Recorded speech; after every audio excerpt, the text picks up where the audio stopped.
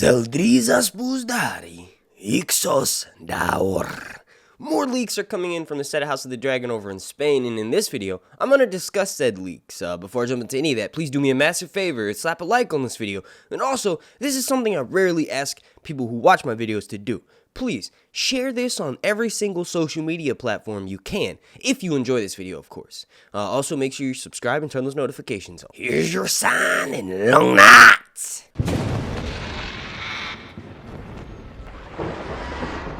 Alright, now I feel like it's my job to sort of address this. I've been seeing some rhetoric repeated in all the comment sections and Twitter and Facebook and Reddit. People are saying the more, we get pictures of set leaks, the more we find out who's playing who in this show. People are saying the age differences between Alicent and Rhaenyra, both younger and older versions of the actresses, it's too much. How are we supposed to be able to tell them apart? One of them is married to the father of this other person and they have kids around the same time, but they're supposed to look older than the counterparts do. So here's the thing. Technically, Alicent was known to still look youthful well into her 40s. She also lost a lot of the baby weight. Rhaenyra, on the other hand, did not. This is an adaptation. This is not a page-by-page retelling of the source material, because literally that would not translate to screen. It would be the worst thing ever. It would be awesome for some people, but it would be the worst thing for other people, right? So in order to make this proper, you have to adapt it, and some of the things are lost in translation. So when you're reading someone's age, it's a lot easier to imagine what a 45 or 50-year-old person would look like. When you're watching on screen, depending on how mature the actor's face looks, also how well they carry themselves in scenes, how well the actual script is written, all of this is what's going to decide, okay, this person is that age, right? So it's a visual representation. So some of these actors are only 10 years younger or older or a few years older than their mother on the show, but it's going to work in this visual medium. You have to realize that the exact age from the characters in the books is not going to, exactly translate. It's just going to be around that. So you can assume, you can get a general idea from reading the source material of what will happen on screen.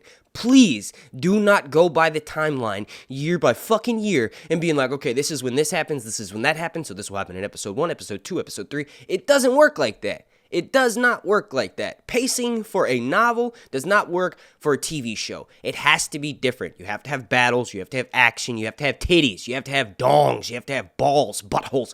Everything has to be shown on screen, to keep you visually entertained. So just don't give into it too much. Just wait and see. I'm quite sure it will work. Timeline and pacing, remember, it's an adaptation, so you take the source material and adapt it. You don't take the source material and recreate it on screen. You kind of do. It's hard, but remember, they're two different mediums, so not everything is going to translate well from books to TV. Now on to the leaks, and this is actually, we got some pretty juicy information here. So apparently this person says that there was a scene where guards were instructing extras to go to the dragon pit.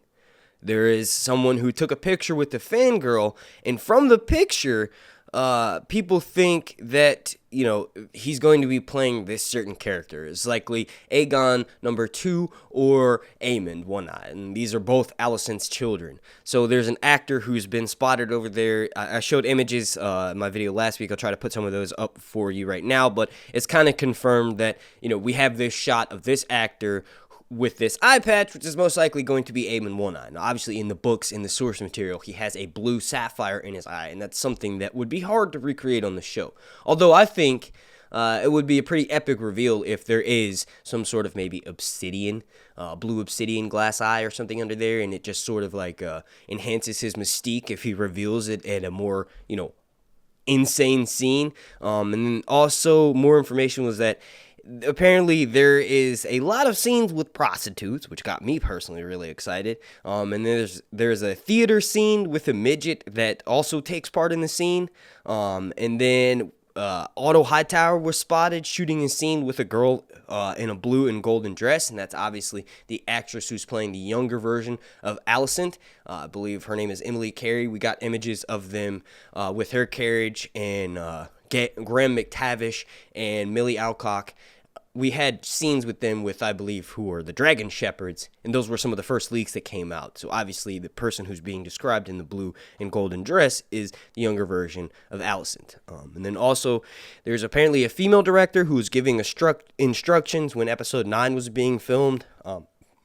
Excuse me, I'll try to edit that part out. Alicent's carriage was seen shooting in the same town square that Sam had in Old Town, so maybe we're going to get to see Alicent in Old Town. High Towers are of Old Town, so it'd be interesting to see where they diverge from that.